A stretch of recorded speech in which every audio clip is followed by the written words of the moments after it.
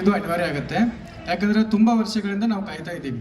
ಈ ಒಂದು ವರ್ಷದಲ್ಲಿ ಸರ್ಕಾರಕ್ಕೆ ನಾನು ವಿನಂತಿ ಮಾಡ್ಕೊಳ್ಳೋದಿದ್ರೆ ಒಂದು ಕನಿಷ್ಠ 90,000 ವೇಕೆನ್ಸಿ ಫಿಲಪ್ ಮಾಡಬೇಕು. ಯಾಕಂದ್ರೆ 1 ವೇಕೆನ್ಸಿ ಖಾಲಿ ಇದೆ ಪ್ರಸ್ತುತ. ಆದರೆ ಇಲ್ಲಿ ಇನ್ನೊಂದು ನಾವು ಅರಿತುಕೊಳ್ಬೇಕಾಗಿರ್ತದಂಥದ್ದು ಏನಂದ್ರೆ, ಸರ್ಕಾರ 1 ಲಕ್ಷಕ್ಕಿಂತ 1,20,000 ವೇಕೆನ್ಸಿ ಖಾಲಿ ಇದೆ. ಆದರೆ ಡಾಕ್ಯುಮೆಂಟ್ ಅಲ್ಲಿ 3,975 ಅಂತೇಳಿ ತೋರಿಸ 20,000. ಅದಕ್ಕೆ ಈ ಒಂದು ಬಜೆಟ್ ಬೇಕು. ಇಲ್ಲ ಅಂದ್ರೆ ನಾವೆಲ್ಲರೂ ಏನಪ್ಪಾ ಅಂದ್ರೆ ಬೀದಿಗಿಳಿದು ಹೋರಾಟ ಮಾಡೋದು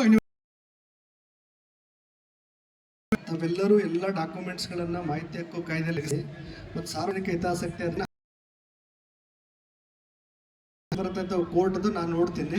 ನೀವೆಲ್ಲರೂ ಜೊತೆಗೆ ನಿಂತ್ಕೊಂಡ್ರೆ ಸರ್ಕಾರಕ್ಕೆ ಬಾಯಿ ತೆಗೆಸೋ ವಿಧಾನದಲ್ಲಿ ಬಾಯಿ ತೆಗೆಸಕ್ಕೆ ಪ್ರಾಮಾಣಿಕ ಕೆಲಸ ಮಾಡೋಣ.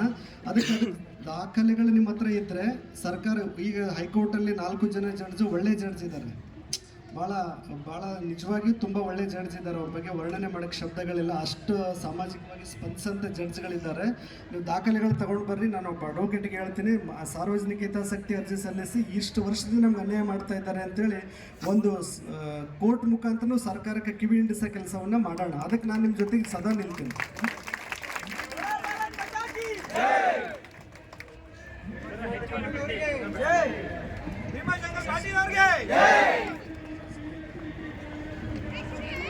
ಶಿಕ್ಷಕರ ನೇಮಕಾತಿಯಲ್ಲಿ ಗೊಂದಲ ಮೂಡಿಸುತ್ತಿರುವ ಸರ್ಕಾರಕ್ಕೆ ಬೇಕೇ ಬೇಕು, ಬೇಕೇ ಬೇಕು. ಅಯ್ಯಯ್ಯೋ ಅಯ್ಯಯ್ಯೋ, ಶಿಕ್ಷಕರ ವೃತ್ತಿ ಜೊತೆ ಆಟ ಆಡುತ್ತಿರುವ ಶಿಕ್ಷಣ ಇಲಾಖೆಗೆ, ಶಿಕ್ಷಕರ ವೃತ್ತಿ ಜೊತೆ ಆಟ ಆಡುತ್ತಿರುವ ಸರ್ಕಾರಕ್ಕೆ ಬೇಕೇ ಬೇಕು, ಬೇಕೇ ಬೇಕು. ಸೊ ನಮ್ಮೆಲ್ಲರ ಒಂದು